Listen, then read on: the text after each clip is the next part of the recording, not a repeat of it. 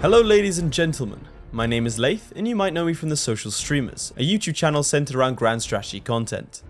I'm collaborating with Paradox Interactive to show you the basics of Hearts of Iron 4. Today, we're going to be taking a look at construction and production. Industrial capacity is a significant factor in determining the outcome of a conflict, and so it should come as no surprise to see this mirrored in the game. Navigating to the construction tab will take you to this screen. On the right are the various structures that can be built. If an icon is greyed out here, it means that you lack the technology required to construct it. These structures are split into three categories: state buildings, shared buildings, and province buildings. When selecting one of these structures, you'll be shown the available areas in which these can be built. For province buildings, you need to look at individual provinces, for example, which provinces to build a fort in. Additionally, the existing level can be seen when a structure is selected. For instance, selecting infrastructure will show you existing levels of infrastructure in your nation, which can be up to 10. The cost of each building can be seen by hovering over the icon. The higher the cost, the longer it will take to build. Any modifiers to your construction speed can be seen by hovering over this number here. This can be affected by many factors, such as your trade law or research. However, the construction itself is heavily dependent on the amount of civilian factories that you have available for construction. This number can be found in the top left. Bear in mind that some civilian factories will be needed for consumer goods.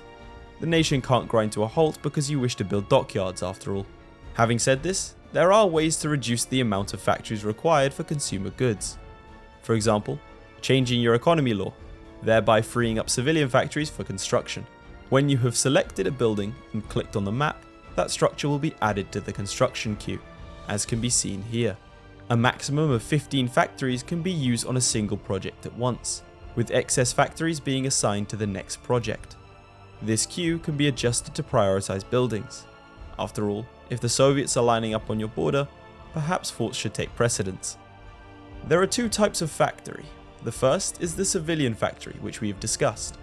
The second is the military factory. It is using these that you'll produce the guns, tanks and more that will win you the war. Navigating to the production tab will present you with this window. This represents the current production in your nation. If you see pulsing, like this, it indicates that you have 3 military factories that can be assigned, as confirmed by this number here. Factories can be assigned by clicking here, or by increasing this number. Grayed out factories show that when a factory is free, it will be assigned there, according to the hierarchy. Production lines at the top of the list will take their fill of resources required and factories assigned, so be sure to change the order according to your needs and deficits. New production can be selected by clicking on one of these buttons, according to the category of the equipment. For example, if you are looking to produce fighters, you select this icon and then the fighter. As new technologies are researched, they will take the place of outdated equipment. If outdated equipment is being produced, this alert will show to indicate that a better version is available. The cost of production is indicated by this number here. It stands to reason that a train will take more to produce than a truck. This bar here indicates production efficiency, representing your factories becoming more accustomed to producing a type of equipment over time. As such, be wary of regular sudden changes to your production in order to make the most of this efficiency. When viewing certain equipment, this icon will be available, indicating that a variant can be created. Variants are different versions of the base equipment with the new stats displayed underneath. In the case of tanks and ships, more in-depth variants can be customized using the designer. When a variant has been saved, it will appear in the equipment list and needs a new production line different to the older variant. When you have achieved your aims of industrial hegemony, it may be necessary to select these icons, which then have each space represent 5 or 10 factories respectively. Thank you for watching.